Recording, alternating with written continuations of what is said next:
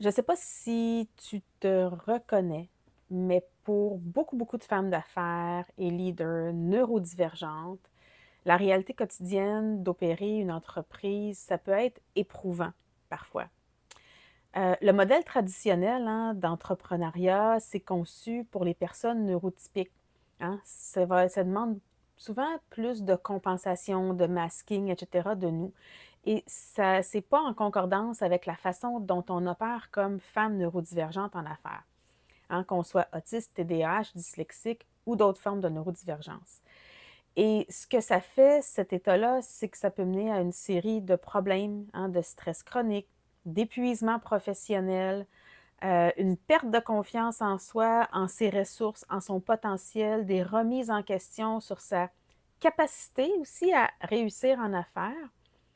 Puis souvent, ce qui arrive, ce que je remarque avec les femmes que j'accompagne et par mon expérience aussi personnelle, c'est qu'on se retrouve souvent piégé dans un cercle vicieux parce qu'on essaye tout le temps de se conformer à des normes, des attentes qui ne nous conviennent pas. Puis ça nous pousse à compenser, comme je disais tantôt, à fournir un effort excessif pour masquer nos difficultés. On pourrait s'imposer des règles, par exemple, rigides, participer à des réunions interminables qui nous drainent de l'énergie, suivre des stratégies de productivité qui ne respectent pas notre besoin, d'alterner entre des moments d'hyperfocus, de haute concentration avec des périodes de repos plus longues. Puis le résultat, c'est que ça nous épuise au niveau du système nerveux. On commence à ressentir un sentiment de déconnexion par rapport à nous-mêmes et à notre entreprise. On commence à être un peu plus cynique, sarcastique. Il y a une fatigue vraiment extrêmement profonde qui s'installe et qui va affecter toutes les sphères de nos vies professionnelles, mais aussi notre bien-être personnel et nos relations.